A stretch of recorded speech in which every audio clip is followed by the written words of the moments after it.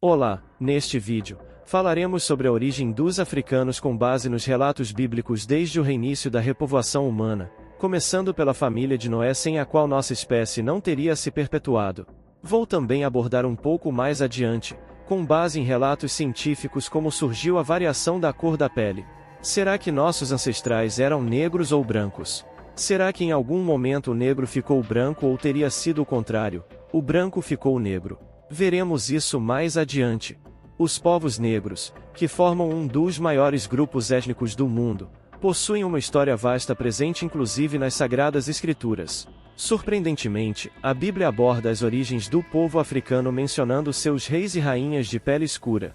Este vídeo apresenta informações interessantes sobre os antepassados bíblicos dos povos negros e africanos. Não se esqueça de deixar seu like, comentários e se inscrever no canal.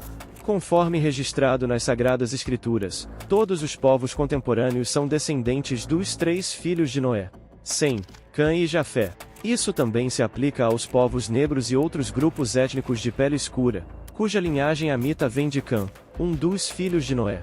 Cã é irmão de Sem e Jafé, representando respectivamente os povos semitas que eram árabes, judeus, sírios, e os povos europeus e asiáticos. O termo Amitas ou Aamitas originalmente se refere às pessoas descendentes de Cã, um dos filhos de Noé de acordo com a Bíblia.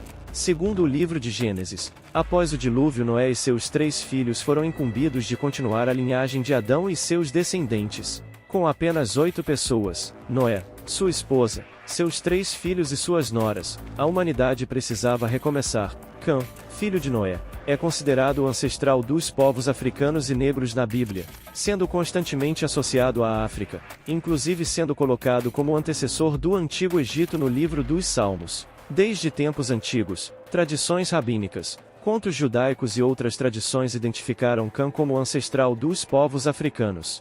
Todas as interpretações dos filhos de Cã indicam países e regiões africanas, bem como povos africanos. É interessante observar que o próprio nome Cã, em várias línguas antigas, significa a queimado ou a escuro, referindo-se ao tom de pele de seus descendentes. O capítulo 10 do livro de Gênesis fornece mais detalhes sobre a linhagem de Cã, também conhecida como povos amitas. O texto lista os descendentes de Cã: Cuxi, pai de diversos povos africanos, e Misraim, pai dos antigos egípcios. É válido mencionar que árabes, judeus, sírios e outros povos se referem ao Egito como Misraim, em referência à sua origem. Outros filhos de Cã incluem Put, também conhecido como Fut, e Canaã, pai dos cananeus, não dos africanos. É fundamental compreender que Canaã representa uma região e um povo distintos. Os filhos de Cuxi incluem Avilá, Sabá, Sabtá, Raamá, Sabteca e Nimrod, que fundou várias cidades, incluindo Babel. Além disso, Misraim foi o ancestral dos Luditas, povos do norte da África, como os Anamitas, Leabins, Naftuins, Patruzins e Casluins, dos quais descendem os filisteus e os caforins. O primogênito de Cã, Misraim, deu origem a muitas nações e povos, incluindo o povo da Etiópia. Todos os etíopes descendem de Cuxi, assim como os povos da Núbia, conhecidos na antiguidade como o Reino de Cuxi. Estas são as principais nações e povos descendentes de Cuxi, filho de Cã. Eles não se limitam apenas a Cuxi-Núbia, incluindo o Reino de Cuxi, o Reino da Núbia e os antigos Sumérios. Nimrod, filho rebelde de Cuxi, é considerado o progenitor do povo da Suméria. Acredita-se também que os povos do sul da Índia, incluindo os nativos da região, são descendentes de Cuxi, assim como muitos outros africanos, como malinês, eritreus, quenianos, congoleses e bantus do Gabão. O termo Cuxi é frequentemente associado à Etiópia, Sudão e África na Bíblia, significando literalmente Etiópia ou negro. Cuxi também foi o pai de Canaã e Misraim. Misraim é considerado o ancestral dos antigos egípcios e de muitos povos do norte da África, incluindo os berberes e os tuaregues de pele escura. É interessante notar que todos os povos semitas, como arameus, árabes e israelitas, se referem ao Egito como Misraim em várias línguas antigas, como aramaico, árabe e hebraico. No livro dos Salmos, capítulo 78, versículo 51, é mencionado que ele feriu todos os primogênitos no Egito, os primeiros filhos da juventude nas tendas de Cã. Além de Misraim, Cuxi também teve um filho chamado Put, cujo nome se refere a caçadores tribais na África. Put é considerado o pai dos líbios negros nativos da Líbia, bem como de vários outros povos africanos. Sobre a famosa maldição de Cã que recaiu sobre Canaã, muitas pessoas na antiguidade interpretaram erroneamente a maldição de Cã ou Canaã descrita no livro de Gênesis, capítulo 9. O texto relata que após Noé se embriagar, seu filho Cã não o ajudou, e em vez disso, contou aos outros irmãos que seu pai estava nu e bêbado para zombar dele. Noé lançou então uma maldição sobre um dos filhos de Cã, especificamente sobre Canaã. Parece ser um grande exagero por parte de Noé, mas naquela época, o respeito ao pai era quase sagrado. Embora Noé aparentemente estivesse errado por estar embriagado dessa maneira, interpretações desses textos sugerem que Noé teria se embriagado acidentalmente, pois ao cultivar uvas, um ato que nunca havia sido feito antes, ele teria descoberto acidentalmente o vinho e se embriagado sem saber, razão pela qual Deus não o castiga. Vale ressaltar que Cã e seus outros 3 filhos, Cuxi, Misraim e Put, são originários dos povos africanos. É importante enfatizar que os povos negros não foram amaldiçoados, mas Canaã, pai dos cananeus que habitaram o Oriente Médio. Foi ele que recebeu a maldição de Noé, não os povos africanos. É crucial esclarecer que interpretar o texto bíblico como se os povos africanos tivessem sido amaldiçoados é um erro grave e uma falsa interpretação. A maldição recai sobre Canaã, o ancestral dos povos cananeus.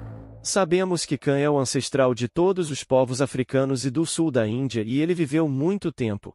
Por ter nascido antes do dilúvio, ele desfrutou de uma vida muito longa, podendo testemunhar até a 5ª e 6ª geração de sua família e ancestralidade. Curiosamente, assim como Sem viveu aproximadamente 600 anos e também viveu em torno dessa idade, ou até mais, embora não haja confirmação precisa de sua idade, pois os textos bíblicos não mencionam, é presumível que ele tenha atingido a marca dos 600 anos como seu irmão. Não se sabe ao certo onde está localizada a tumba de Cã, mas de acordo com algumas teorias e estudos, pode ser na região etíope ou até mesmo na Núbia. Outros afirmam que ele está enterrado na Mesopotâmia, na terra dos Sumérios, porém muitos concordam que a sepultura de Cã está na África, mais precisamente no Sudão ou Etiópia. Alguns até sugerem que ele possa estar enterrado no Egito, o que é bastante intrigante e interessante, pois o Egito é um país cheio de mistérios, e pessoas enterradas 3 ou 4 mil anos atrás são constantemente descobertas. O livro dos Jubileus nos fornece mais informações sobre a velhice de Cã, e sobre eventos envolvendo a família de Noé e as 3 linhagens. A linhagem de Cã, a linhagem de Sem e a linhagem de Jafé. Este antigo manuscrito judeu, que se acredita ser verdadeiro na época de Cristo e até mesmo antes, relata que Cã desaprovou completamente a decisão de seu filho mais novo Canaã de habitar na terra de Sem, que agora é conhecida como Israel. Cã não concordou com a atitude de seu filho Canaã de tomar aquelas terras para si. No livro dos Jubileus, é relatado que Cuxi e Misraim, irmãos de Canaã, juntamente com seu pai Cã, desaprovaram a decisão de Canaã de habitar na terra de Sem, que é a região correspondente a Israel hoje. Assim como Cã, eles também mostram desaprovação pela atitude de Canaã. Eles vão até Canaã e ordenam a deixar aquela terra, pois acreditam que as terras africanas são reservadas para os descendentes de Cã. No entanto, Canaã desobedece e continua a habitar naquela terra, ignorando completamente a vontade de seu pai e de seus irmãos, Misraim e Cuxi. O livro dos Jubileus relata que Cã foi o fundador da primeira cidade e da primeira província depois do dilúvio. Ele nomeou a cidade em homenagem à sua amada esposa, Mali Tamnuk. E essa é a origem dos africanos descrito na história bíblica. Agora vamos dar uma breve visão científica de como surgiu a variação da cor da pele e qual seria nossa descendência, negra ou branca segundo a ciência. Vou aproveitar somente um pequeno espaço para lhe fazer uma oferta especial. É um curso de conhecimento básico da Bíblia. Enquanto exploramos as fascinantes histórias da Bíblia, é essencial compreender profundamente os princípios e ensinamentos que permeiam essas narrativas. É por isso que estamos oferecendo a você a oportunidade de aprofundar seu conhecimento com nosso curso de conhecimento básico da Bíblia. Neste curso você mergulhará nas Escrituras Sagradas, explorando os contextos históricos, culturais e teológicos por trás de cada relato, desde a criação do mundo até os eventos mais significativos do Novo Testamento. Você será guiado por especialistas em teologia que ajudarão a desvendar os mistérios da Palavra de Deus. Tudo em vídeo aulas. No término do curso você terá seu certificado de conclusão reconhecido internacionalmente. Não perca esta oportunidade de enriquecer sua compreensão da Bíblia e fortalecer sua fé. Inscreva-se agora em nosso curso de conhecimento básico da Bíblia e dê o próximo passo em sua jornada espiritual enquanto continuamos nossa exploração das histórias bíblicas neste vídeo. O link está na descrição e no comentário fixado. Vamos continuar. E a humanidade foi crescendo, se espalhando e características físicas diferentes foi aparecendo na diversidade humana. Uma dessas diferenças foi a cor da pele. Como isso aconteceu? Por que os povos da África são diferentes dos europeus? Por que a cor da pele dos africanos subsaarianos é diferente? Como fomos criados, negros ou brancos? Foi o negro que em algum momento ficou branco, ou o branco em algum momento ficou negro? Não vou me aprofundar muito nesse assunto por não ser o foco do vídeo, mas vou deixar aqui uma teoria que é aceita nas universidades e estudiosos da área, que defende que nossos ancestrais eram todos negros e depois nos tornamos brancos. Como o homem negro se tornou branco? O que define a cor da nossa pele é a concentração de melanina, e a melanina age como um protetor solar contra os raios UV.